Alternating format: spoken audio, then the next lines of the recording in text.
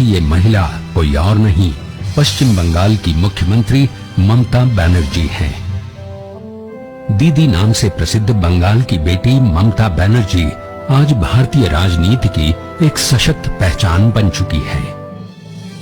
5 जनवरी 1955 को हाजरा, कोलकाता में जन्मी ममता बनर्जी ने बसंती देवी कॉलेज से स्नातक किया और जोगेश चंद्र चौधरी वकालत कॉलेज से कानून की शिक्षा ली।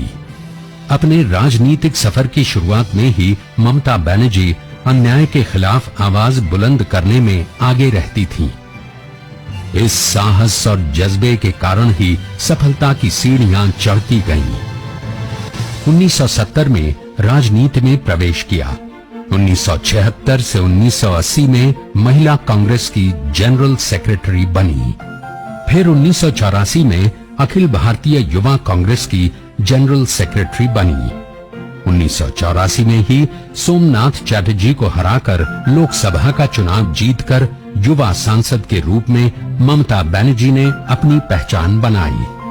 उनकी राजनीतिक लोकप्रियता से घबराए विरोधियों ने उन पर 1990 में जानलेवा हमला किया, लेकिन बुलंद हौसले वाली इस बंगाल की बेटी ने ऐसे हमलों का जवाब आम आदमी के लिए लड़ाई को और जोरदार करके दिया।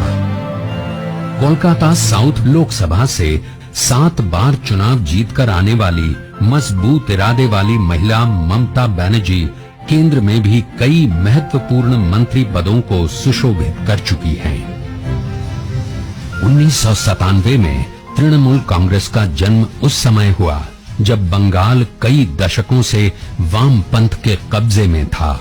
हर तरफ भय और भ्रष्टाचार अपनी जकड़ बनाए हुए था। गरीब और गरीब होता जा रहा था।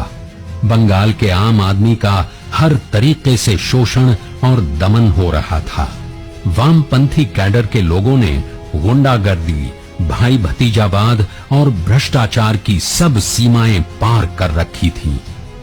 ऐसे भयानक दौर में जब सब राजनीतिक विकल्प लगभग हार मान चुके थे, तब बंगाल की इस बेटी ममता बनर्जी ने आम आदमी के पक्ष में अपनी आवाज उठाई।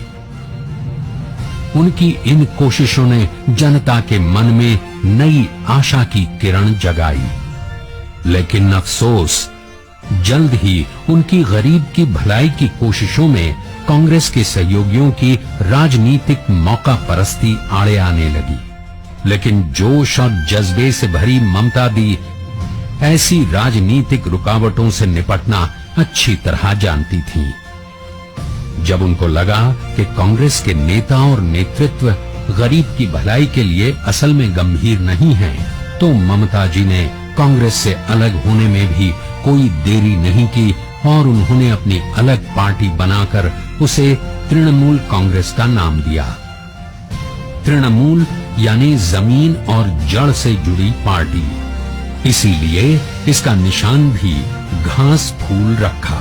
मां माटी मानुष का नया नारा देकर गरीब जनता के हक के लिए वामपंथी शासन के खिलाफ राजनीतिक लड़ाई का बिगुल बजा दिया।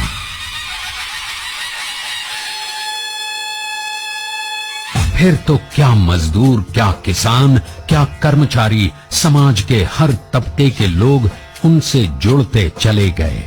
उनकी सादगी और उनका संघर्ष बंगाल के युवा के सामने एक आदर्श और प्रेरणा बन के सामने आए।